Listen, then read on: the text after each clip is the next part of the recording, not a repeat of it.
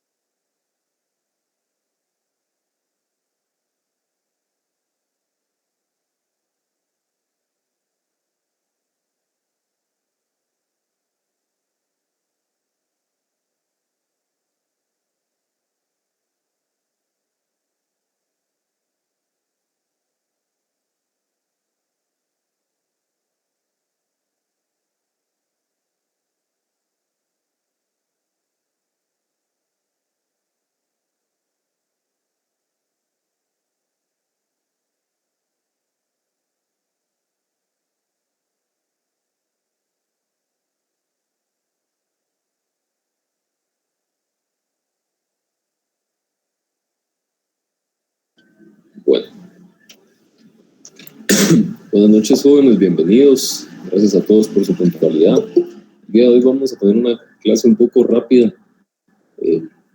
Ayer por la tarde, no sé quién me escribió, cuidado con la Toslic, le hice caso, me hice el hisopado y positivo. Entonces, de antemano me disculpo si escuchan un poco de tos durante la clase. No quería suspender porque ya tengo programadas las clases con ustedes y cada día que perdamos, pues vamos a perder bastante contenido que no se los podría dejar solamente como lectura, ¿verdad? Entonces, vamos a tratar de avanzar lo más que podamos el día de hoy y vamos a finalizar a las 8:30 aproximadamente. Todos, por favor, con su nombre completo y número de carnet. A partir de hoy la asistencia ya es formal, jóvenes. No quiere decir que no hayamos tomado las anteriores, pero ya el día de hoy ya tenemos la base de datos, ya está más estricta con respecto a las inasistencias, ¿verdad? También para los compañeros que no han revisado Classroom, ya se le ve el diccionario jurídico, el latín jurídico, para que ustedes puedan ver algunos términos que no van a encontrar tan fácil en internet, ¿verdad? El día de hoy vamos a dar continuidad con nuestra línea del tiempo, ¿verdad? Nuestra línea cronológica del origen y la naturaleza del derecho internacional privado, ¿sí?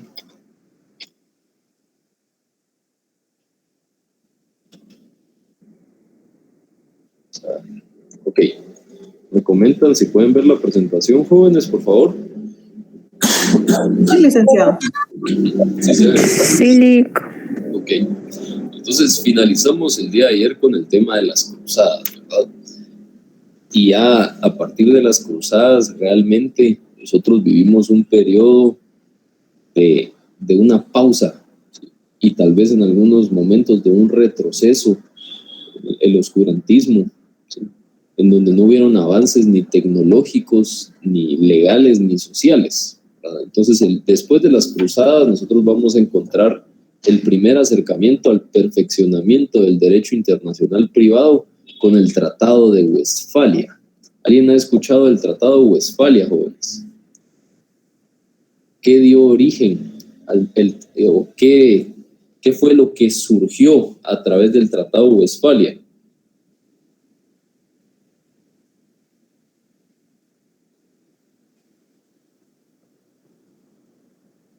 Aquí les coloqué que en primer lugar generó y gestionó lo conocido hoy en día como el Congreso Diplomático, ¿verdad? Podríamos decir que dio origen a un cierto sistema similar al que conocemos hoy en día como la ONU. Entonces, en este Congreso Diplomático lo que se buscaba era la intervención de los países invitados para que todos estuvieran de acuerdo en realizar una firma, ¿sí? En realizar una aceptación de ciertos términos para empezar a establecer la manera en la cual se iban a respetar los territorios, ¿verdad? Entonces el Tratado de Westfalia lo que busca es generar la aceptación de la soberanía ajena, ¿sí? Esto quiere decir que por primera vez en la historia los países firmaron y se comprometieron a respetar la soberanía de los demás países firmantes, ¿verdad? Cuando hablamos nosotros de soberanía, estamos hablando de un cierto tipo de autonomía interna, ¿verdad? Ningún otro país puede intervenir en asuntos internos de cualquier estado que sea un estado reconocido y firmante. Hoy en día la soberanía se respeta en todo el mundo, ¿sí? Obviamente en la práctica no es así, ¿verdad? Legalmente la soberanía se debe respetar, pero en la práctica nosotros podemos ver invasiones, guerras, intervenciones, presiones socioeconómicas. Ustedes se pueden dar cuenta si analizan a fondo la coyuntura de la guerra de Rusia y Ucrania. Esta guerra no tiene antecedentes, ¿verdad? El antecedente más similar es la Guerra Fría, una guerra que se ha luchado no a través de armas precisamente, sí han habido armamentos, han habido muertos, pero el impacto que más ha resentido Rusia, ¿cuál ha sido, jóvenes?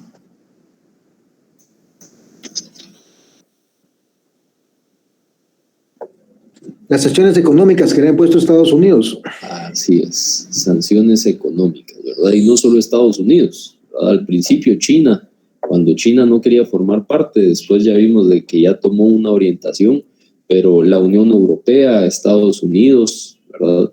La economía siendo desestabilizada, industrias que han retirado sus productos de los países, realmente es un respeto a la soberanía y a la vez un irrespeto, ¿sí?, a esta normativa de manera indirecta, ¿sí? El hecho de que una empresa, por ejemplo, como McDonald's, sacara todas sus franquicias de Rusia, eso genera un impacto económico en los trabajos, en el ambiente laboral, en el arrendamiento, en los impuestos, etcétera, ¿verdad? Otras empresas como Tesla o empresas como Apple, que han retirado sus productos del mercado ruso para evitar sanciones internas indirectas de Estados Unidos, vemos que todo es política. Y hoy en día las guerras tienen un perfil, en primer lugar, mediático, ¿verdad? La opinión popular, manejar la opinión popular y guiarla como, en este caso, Estados Unidos la ha querido manejar, ¿sí? En primera parte, en primer punto. Y en segundo punto, todas las repercusiones económicas que han tenido por los miembros que forman parte, de manera extranjera obviamente, pero forman parte siempre de su economía. ¿Y qué sucede aquí? Oligarcas rusos que tenían cuentas, que tenían empresas en Estados Unidos con cuentas congeladas, embargos, ¿verdad? Entonces son sanciones que van más dirigidas a impactar la economía. Esto se los comento para que analicemos cómo repercutió, ¿sí?, el Tratado de Westfalia con la manera en la que las guerras se vienen a desarrollar hoy en día. Nosotros no podríamos comparar, o sea, Luis Haroldo. ¿Qué tal, Luis Haroldo? Dígame. Buenas noches. Solo me surgió una duda con lo que acaba de mencionar acerca de las sanciones a Rusia. ¿A qué se debe que cuando congelan esos activos, es decir, los países tienen cuentas bancarias en otros países o cómo es la...? Sí, lo que sucede es que no necesariamente los países que tengan cuentas bancarias, ¿verdad? No se refiere a eso, sino que a los oligarcas, ¿sí?, a las personas que son dueñas de medios de producción y que han tenido una relación directa con el gobierno, ¿verdad? Por ejemplo, un contratista del Estado ruso, de nacionalidad rusa, que tenga cuentas en Estados Unidos, por investigaciones y por atacar al gobierno ruso, también se les ha congelado y se les han embargado las cuentas, ¿verdad? Entonces es un medio de ataque y de presión para que cesen las acciones que van contrarias a los tratados que Rusia ya había firmado, ¿verdad? Pero ese es un tema, el tema de Ucrania-Rusia tiene muchos puntos de vista, ¿verdad? Muchos que tal vez solo han visto la parte superficial mediática pueden ver a Rusia como un villano, ¿verdad? Pero otros que han estudiado un poco más la situación de cómo querían utilizar la frontera de Ucrania y Rusia para establecer bases para armamento nuclear, ¿verdad?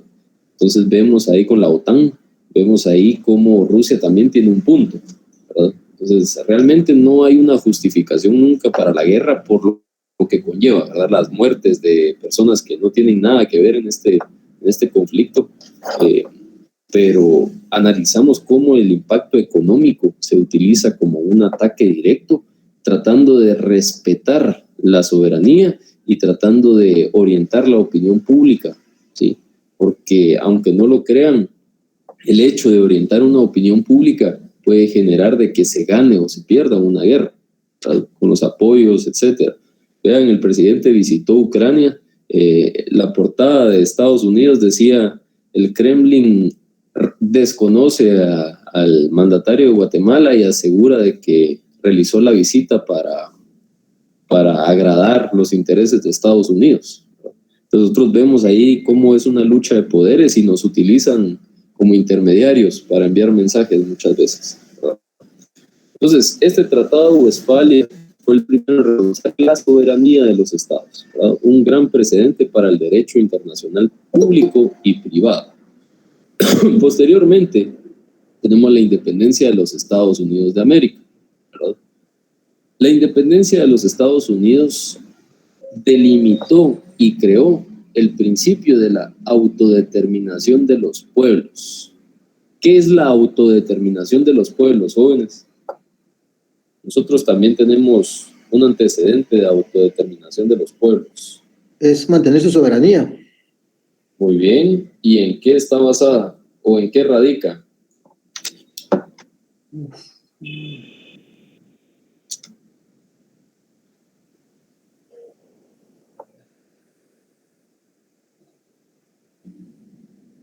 ¿Es su constitución? En su constitución, muy bien. Cuando nosotros hablamos de la autodeterminación de los pueblos, no es nada más que la libertad que el pueblo tiene, ¿sí?, de decidir un futuro político, ¿verdad? No es nada más que esa libertad de expresión y de elección para poder elegir y ser electos. Entonces nosotros tenemos el antecedente más claro de nuestra historia con la autodeterminación de los pueblos. ¿Cuál sería, jóvenes?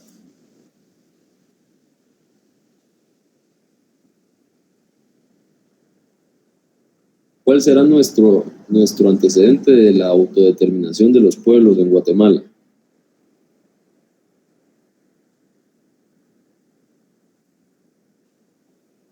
Vamos a ver, vamos a preguntar porque los veo muy callados hoy.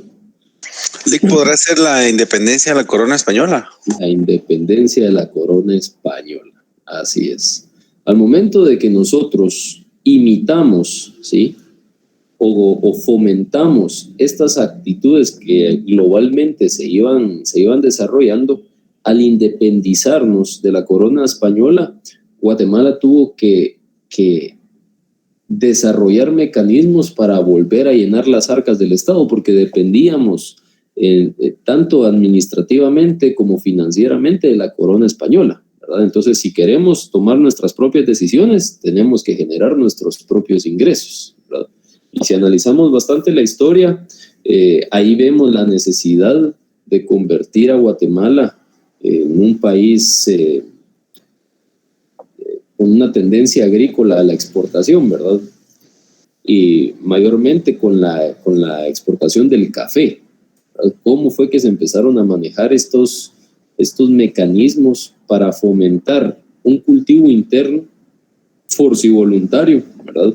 Si nosotros hablamos de cómo inició el cultivo del café, podemos hablar de este decreto de la habilitación del cultivo de mano indígena para la elaboración del trabajo de mano indígena para cultivos del café, ¿verdad?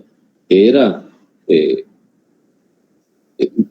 una migración, una migración obligatoria de las partes altas de Guatemala para que los indígenas migraran a las costas y trabajaran las tierras, ¿verdad? Después la implementación de las ferrovías para facilitar el comercio, ¿verdad?, y el traslado, y por último la explotación de los puertos, ¿verdad?, para poder sacar el producto. Entonces vemos que esta autodeterminación de los pueblos no solo radica en las decisiones políticas, sino que las decisiones económicas, ¿sí?, de cómo se van a llevar a cabo estos mecanismos para generar ingresos dentro del país. Entonces ahí empezamos a desarrollar estos mecanismos. Posteriormente tenemos la Revolución Francesa, ¿verdad?, donde ya se establece las bases de una democracia, ¿verdad? Hoy en día nosotros gozamos de poder vivir en un país republicano, democrático y representativo. ¿Qué quiere decir que es democrático, jóvenes?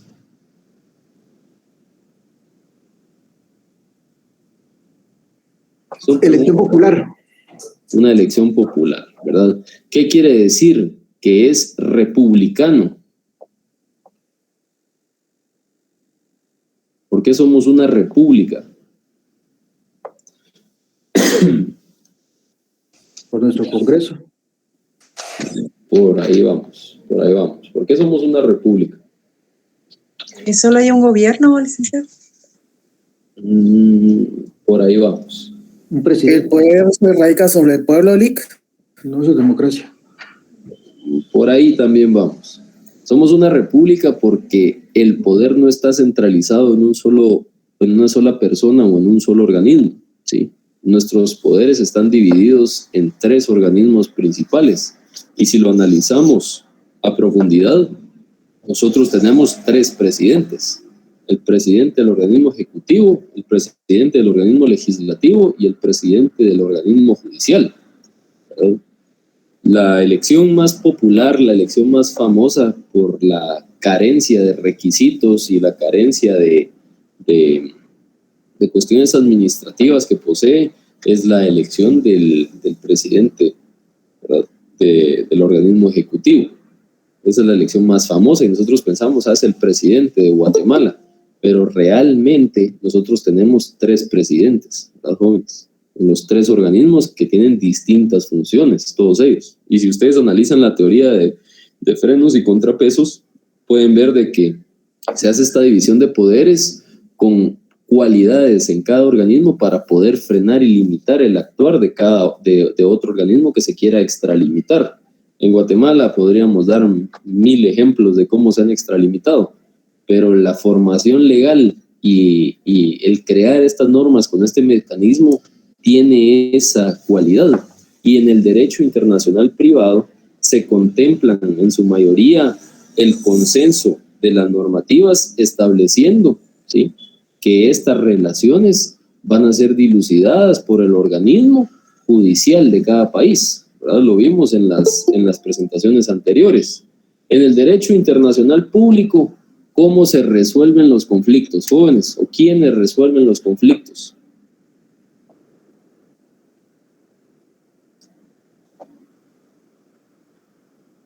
Y lo vimos en las diapositivas anteriores. Ya por medio de convenios, los jefes de Estado. Muy bien. O diplomáticos. Estados, medios diplomáticos, exacto. Y con el derecho internacional privado, ¿quiénes son los encargados de resolver estos conflictos? Los órganos jurisdiccionales, Lic. Los órganos jurisdiccionales. Entonces vemos, desde ya podemos definir que el derecho internacional privado contempla una relación con repúblicas, ¿verdad? ¿Será que yo podría implementar el derecho internacional privado con, por ejemplo, Corea del Norte? Es una dictadura.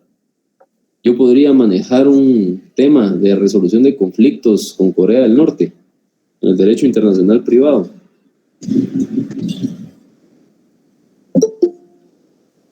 En primer lugar, Corea del Norte se ha eximido de firmar muchos tratados, ¿verdad? Partiendo desde ahí. En segundo punto, podemos observar que hay un poder absoluto, es un emperador, prácticamente. Si bien es cierto, tiene representantes y servidores públicos, el poder radica en uno solo. Es un claro ejemplo de cómo el derecho internacional privado tiene una tendencia republicana, ¿verdad? Democrática y representativa, ¿sí? Entonces vemos que la Revolución Francesa empieza a generar esta idea para poder desarrollar estos mecanismos en el derecho internacional privado, ¿sí? En el Congreso de Viena, mucho ojo con el Congreso de Viena, ¿sí? Cuando nosotros nos encuadramos en el año 1800, nosotros vemos una tendencia aún a las conquistas de nuevos territorios, ¿verdad? Porque no estaban delimitados los territorios aún a esta fecha. Entonces, el Congreso de Viena lo que busca es convocar a los líderes de los países europeos y poder restablecer las fronteras. Posteriormente a la derrota del conquistador Napoleón Bonaparte, ¿verdad? ¿Cómo se llama la batalla donde pereció Napoleón Bonaparte, jóvenes? Waterloo. La batalla de Waterloo, así es, Jorge. Entonces vemos que el Congreso de Viena, al ser derrocado, este conquistador, este emperador, porque ya era un emperador, Napoleón Bonaparte, al ser derrotado, se da la necesidad de volver a restablecer lo que en el Tratado de Westfalia ya se había ratificado, ¿verdad? Que es la soberanía nacional. Entonces, para que se respetara la soberanía era totalmente necesario volver a establecer las fronteras, ¿sí? Y con el Tratado de Versalles se creó el padre de la ONU, el SDN, ¿Alguien sabe qué significa SDN?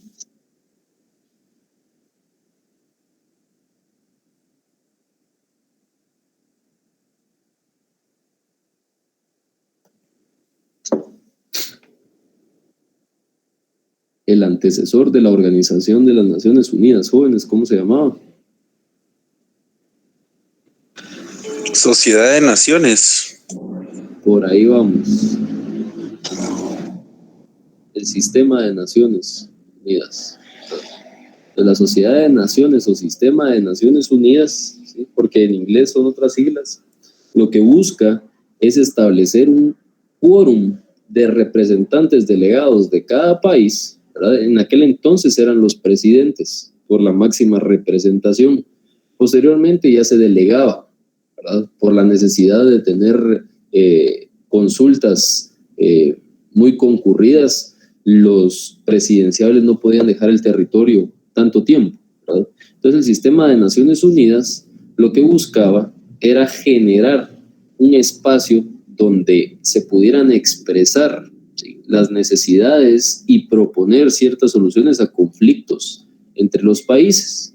Entonces alguien dentro del sistema de Naciones Unidas estableció que era necesario crear una normativa que regulara específicamente el comercio, las relaciones entre particulares de distintas nacionalidades, ¿verdad? Entonces ahí es donde se crea el Código de Bustamante, ¿verdad? Cuando ustedes analicen el Código de Bustamante, para los que ya lo analizaron, pues lo vamos a volver a platicar, pero para quienes va a ser primera vez que lo lean, es un tema bastante interesante que tiene generalidades que nos sirven para poder resolver cualquier tipo de conflicto dentro del derecho internacional privado. Prácticamente son principios que se establecen en toda resolución, ¿verdad? Gabriela me está preguntando, Gabriela, el enlace lo enviamos a las I-20, por favor, el enlace de asistencia. Posteriormente, ¿verdad, jóvenes? Con la formalización del sistema de Naciones Unidas se crea la Organización de Naciones Unidas, ¿verdad? Entonces aquí ya nosotros tenemos establecido un quórum de aliados que se dieron cuenta de la necesidad que los países tienen de estar comunicados y resolver sus conflictos a través de consensos e intermediarios posteriormente a la Segunda Guerra Mundial, y se establece la Organización de Naciones Unidas, ¿verdad? Y el último precedente que nosotros podríamos encontrar que radica en la creación y el origen del derecho internacional privado en Guatemala, pues es la Constitución, ¿verdad? Entonces ustedes ven que en la Constitución tenemos un apartado establecido únicamente para las normas de derecho internacional privado, ¿sí? Dentro del derecho internacional privado, nosotros vamos a encontrar normas que quizás no hemos analizado dentro de nuestro ordenamiento jurídico interno. Van a ser normas que se categorizan de manera especial y que son únicas del derecho internacional privado. Pero para eso vamos a analizar cuáles son las fuentes del derecho internacional privado. Vamos a ver, para que estén atentos. Compañera Marlene Magdalí, ¿me puede apoyar leyendo? Claro que sí, licenciado. Fuentes, derecho internacional privado. El derecho internacional privado gravita entre el derecho público y el derecho privado. Ha tenido su avance en virtud del aporte de la tecnología. Hay leyes que invaden el campo del derecho internacional privado y lo suplen. La ley de derecho internacional privado está protegida por un sistema contractual que son los tratados internacionales. Muchas gracias, Magdalena. Entonces vemos de que efectivamente tenemos una relación directa con el derecho internacional público, ¿sí? Eso no lo podemos hacer a un lado. Sin embargo, es una corriente vinculada al derecho privado, siempre con el ámbito internacional, las nacionalidades distintas de por medio, ¿verdad? Ese elemento no se lo debe de olvidar. Existen leyes, ¿sí?, que invaden el campo del derecho internacional privado y lo suplen. Les doy un ejemplo. Redes sociales. ¿Qué sucede si, por ejemplo, ustedes en Facebook están siendo, no sé, amenazados o suplen su identidad.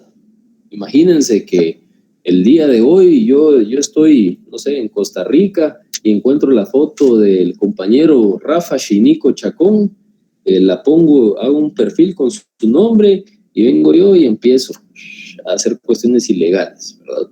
Les cuento una experiencia que me pasó a mí hace algunos años. Una persona que está en Guatemala, que es del interior de Guatemala, pero les quiero contar esta experiencia para que vean el ámbito internacional privado, cómo se aplica en estos casos, ¿verdad? Facebook tiene un convenio especializado con los distintos entes investigadores de los distintos países, ya hoy en día a nivel mundial. En Guatemala tiene un convenio con la Fiscalía de Trata de Personas del Ministerio Público. Entonces una persona colocó mi foto, colocó mi primer nombre y un apellido inventado y empezó a ofrecer trabajo de prostitución a niñas menores de edad, utilizando a una chica que ya trabajaba con él, que también era menor de edad. Entonces, un colaborador que ha trabajado conmigo, que también es abogado, me comentó de que había una alerta con un perfil, él ya sabía que no era yo, y me dijo, mira, esto y esto está pasando. Entonces yo fui a poner la denuncia, ¿verdad? Al llegar yo a la denuncia, llegar yo a la fiscalía a ratificar la denuncia, me doy yo a la sorpresa que Facebook tiene un convenio internacional en donde ustedes, al utilizar Facebook, ustedes aceptan que Facebook tenga acceso a sus cámaras, a sus micrófonos, a sus mensajes, a su ubicación, a su número de teléfono, datos personales, etc. Entonces, ¿cómo es que funciona esta investigación, jóvenes? La persona que estaba utilizando el perfil adquiere la alerta por la Fiscalía de Trata de Personas en Facebook y el celular le toma fotografías de quién está utilizando el celular, ¿verdad? Se activa el micrófono, se ve a qué número, ¿sí? Porque para ustedes activar un número de teléfono tienen que meter un DPI, tienen que ingresar su DPI, ¿verdad? Muchos pueden utilizar un DPI falso, pero si ustedes ingresaron su DPI tienen toda su información. Tenían fotografías de esa persona utilizando como si fueran selfie, porque estaba utilizando el celular. Entonces vemos que el derecho internacional privado, a través de estos conflictos, ¿sí? Suplen cómo es que se trabaja las fuentes del derecho internacional privado, ¿no? Porque las fuentes deben ser trabajadas, las fuentes deben ser estudiadas y reformadas, no son fuentes como otras ramas del derecho que han quedado radicadas en sus cimientos y es muy difícil que siga evolucionando porque sus principios ya están muy bien establecidos. Aquí la tecnología juega un papel importante con los nuevos mecanismos y por ende da el nacimiento de nuevos preceptos jurídicos. Hace 20 años no teníamos redes sociales, entonces no podríamos establecer que el poder vender, el poder comprar, el poder denunciar, demandar a través de medios electrónicos iba a ser contemplado como una fuente en el inicio, cuando fue creado el derecho internacional privado. Entonces el punto es que la tecnología, a través de las leyes, obviamente, que la suplen, juegan un papel importante como una fuente del derecho internacional privado, ¿verdad? Y las leyes del derecho internacional siempre van a estar, leyes del derecho internacional privado siempre van a estar protegidas por un sistema contractual. ¿Qué es un sistema contractual, jóvenes?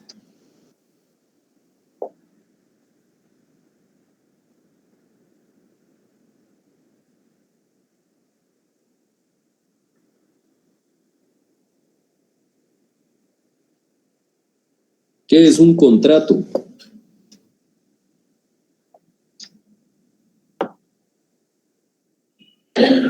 Un acuerdo entre partes. Entonces, un sistema contractual entre estados, ¿qué es? Acuerdo entre los estados. Un acuerdo entre los estados, ¿sí? Una expresión de las voluntades, una aceptación, ¿verdad? Entonces, estos sistemas contractuales nos sirven a nosotros para establecer cuáles son los derechos y obligaciones de los firmantes, ¿verdad? Entonces, por ejemplo, esta entidad Facebook tiene derecho a solicitar tal vez algún tipo de información, pero tiene la obligación de brindarla, si quiere regir aquí en Guatemala. En las elecciones pasadas, ustedes se dieron cuenta que no había publicidad política pagada en Facebook. ¿O no se percataron de eso?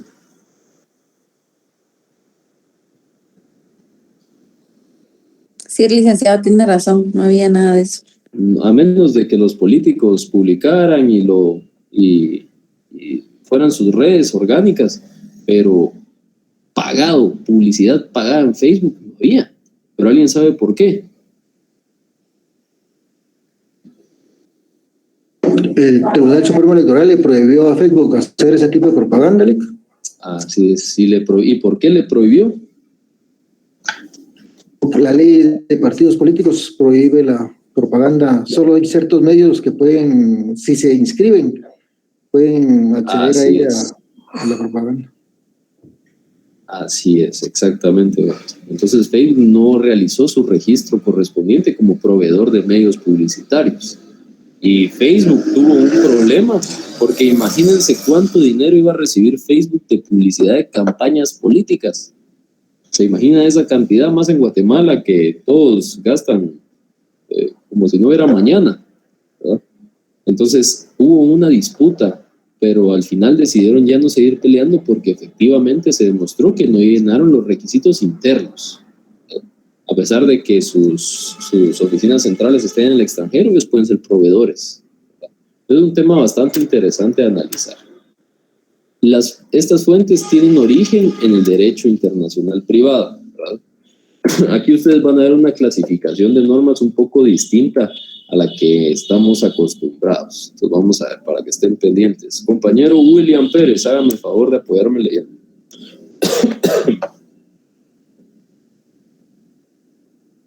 Está por ahí, compañero William Pérez.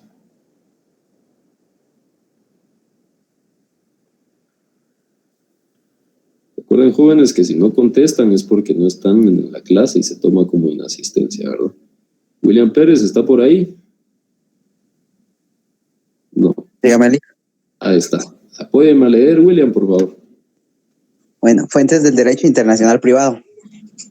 Estas fuentes tienen origen en el derecho internacional privado. Son normas autónomas, elaboradas por los parlamentos estatales, normas convencionales, tratados internacionales. Normas institucionales se originan en las organizaciones internacionales. Gracias. Entonces vemos de que aquí yo les voy a corregir la presentación porque las normas convencionales son un segundo punto, ¿verdad? Las normas institucionales son el tercer punto. Entonces vemos que las normas convencionales, ¿por qué se trata por qué hablamos de un tratado internacional como una norma convencional? ¿Qué quiere decir convencional, jóvenes?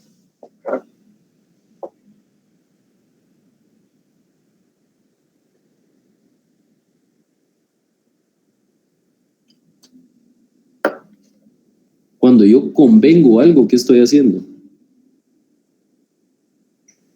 Pactando algo. ¿Será como un convenio? Un convenio, ¿verdad?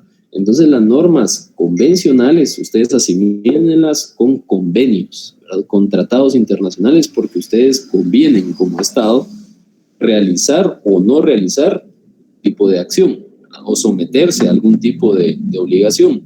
Entonces vemos que las normas autónomas, aquí nosotros estamos hablando de parlamentos, pero en Guatemala nosotros tenemos nuestro organismo legislativo, ¿sí? Con la modalidad parlamentaria. Nosotros tenemos el Parlamento, el Congreso. Sin embargo, el Congreso como tal, en Guatemala tiene algo curioso, que hay una tendencia donde el Ejecutivo es quien da el visto bueno al final de la normativa, ¿verdad? Para que pase una norma, para que una ley cobre vigencia y sea publicada, tiene que haber un cierto tipo de aceptación por parte del otro organismo, pero en otros países el Parlamento es totalmente autónomo. Yo les hablo ya de la práctica, de la coyuntura, ¿verdad? No de lo legal. Y las normas institucionales son las que se originan en las organizaciones internacionales, por ejemplo la ONU, ¿verdad? Que ahí tenemos normas especializadas. Bueno, vamos a ver. Con la compañera Vanessa Sharkuma, hágame el favor de leer los dos párrafos siguientes. Normas transnacionales lex mercatoria o usos y costumbres que regulan los contratos internacionales. Algunos autores también incluyen el common law o los principios del derecho, recomendaciones, códigos de conducta, pero sin vinculación directa. Es muy discutido. Su problema Si quiere, vamos a hacer pausa ahí, Vanessa. Gracias. Hoy, solo para ir en sintonía con los dos puntos, ¿verdad?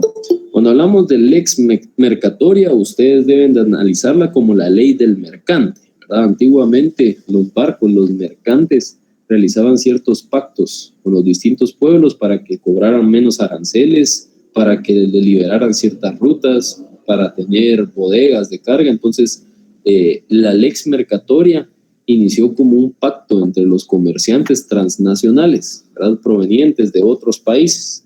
Hoy en día, la lex mercatoria, nosotros la podemos ver reflejada a través de la importación y la exportación de productos, ¿verdad?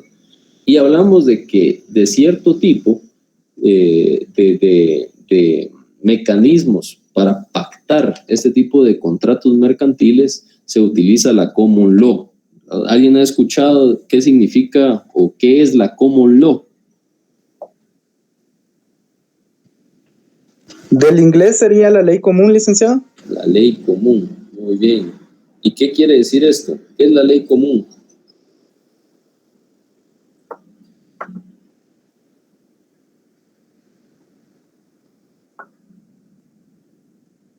Tiene una característica esta ley común.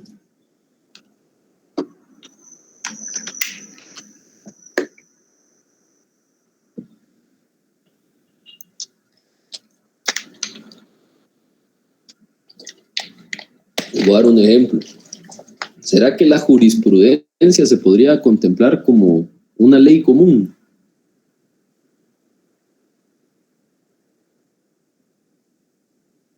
No, aquí dice, por ejemplo, dice que son normas no escritas y no promulgadas o no sancionadas. Ok. ¿Y qué es la jurisprudencia?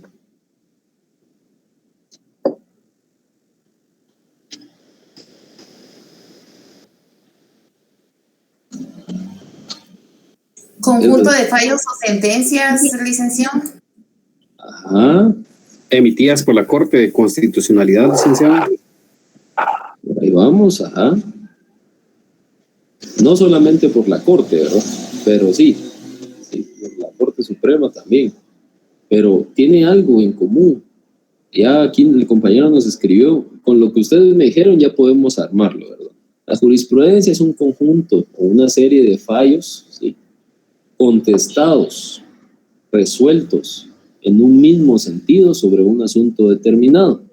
Pero estamos hablando que la common law es un derecho que se utiliza, ¿sí?, para resolución de cierto tipo de casos, que es un derecho común, pero no es un derecho escrito ni promulgado. ¿Y será que la jurisprudencia, los fallos de la jurisprudencia son o crean una ley promulgada? ¿O solamente sirven para respaldar dentro de un escrito? ¿O será que son una ley ya firme por haber sido fallos en un mismo sentido? ¿Qué creen ustedes?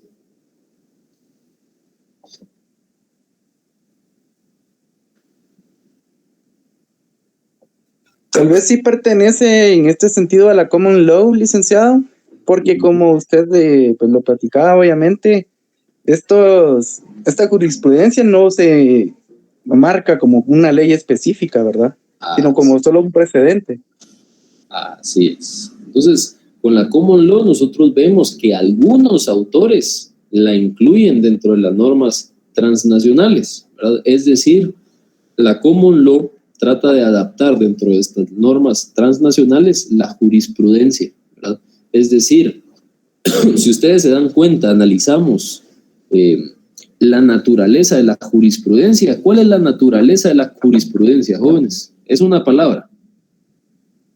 ¿Cómo le llamamos a hacer algo consecutivamente de una misma manera? Costumbre. Costumbre, muy bien. Entonces vemos que esta naturaleza de costumbre, ¿sí?, es lo que viene a recomendar la manera en la que se debe de realizar algo.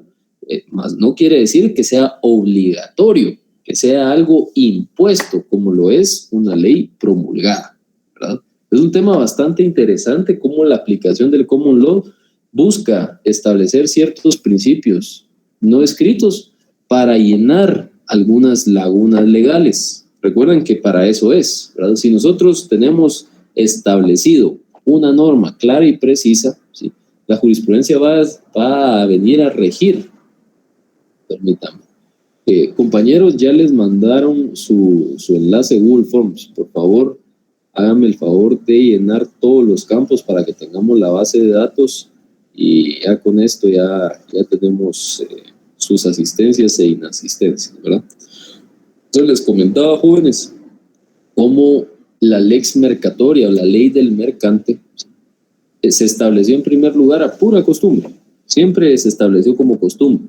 Posteriormente se vieron en la necesidad los estados de, de realizar o crear ciertos mecanismos, ciertas normas que regularan estas actuaciones y las encuadraran en una conducta legal o ilegal, ¿verdad? Ya tipificada.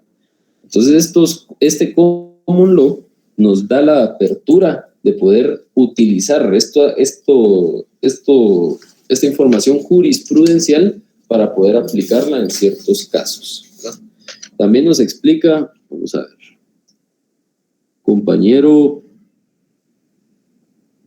compañera Melanie Kuma, ¿podría apoyarme leyendo el último párrafo, Melanie?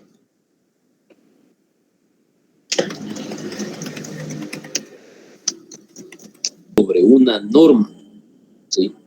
Nosotros tenemos estas conductas únicamente, ¿sí?, para resolverse de manera interpretativa y subsidiaria a través de estos fallos jurisprudenciales. Pues bueno, vean, aquí yo les coloqué también las fuentes directas y posteriormente tenemos las fuentes indirectas. Realmente, con las fuentes del derecho es necesario que lo abarquemos de manera completa, pero si se dan cuenta, dentro de esta presentación únicamente tenemos 4 fuentes, ¿verdad? Estas son fuentes generales, ¿sí? Posteriormente tenemos las fuentes indirectas, que son las que vamos a analizar la otra semana, y las fuentes directas. Entonces, jóvenes, vamos a terminar, vamos a dejarlo hasta aquí por la tarde de hoy. Yo me disculpo por terminar la clase un poco antes, pero sí, está un poco fuerte esto. Sí me duele un poco el pecho y ahorita al hablar siento que también me da un poco de pena con estar tosiendo aquí con ustedes, ¿verdad? Entonces vamos a dejarlo hasta ahí por la noche de hoy. Yo les voy a brindar una lectura que vamos a tener que completar para